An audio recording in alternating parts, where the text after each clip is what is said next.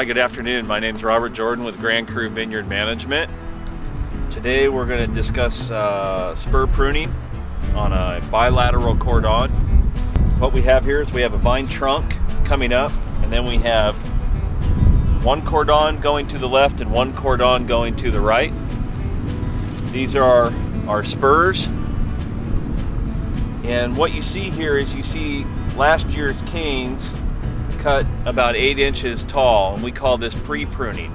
And what we do is we cut it here very quickly, and we try to take the canes out of the wires. Then we come back on a second pass and do our final pruning. What this does is it allows us to kind of do the rough, heavy lifting work, if you will, and get that brush out of the canopy. So when we come back to final prune, all we're doing is focusing on where the pruning cuts really need to be. Pruning is one of the most important stages of viticulture. It sets the stage for the whole season and for the vintage. This is last year's spur that was cut.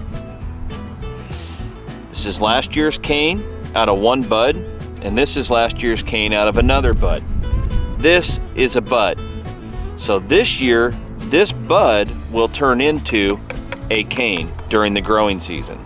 Now for pruning, we like to remove last year's spur, and then we have one bud, and we have another bud behind here that you cannot see. There's our spur for this year. Again, last year's spur, you can see that it's small and short, therefore we only pruned to one bud because it was weak. The spur, the wood was weak, and the spur is weak. So now we will remove last year's spur, and we will prune to two bud.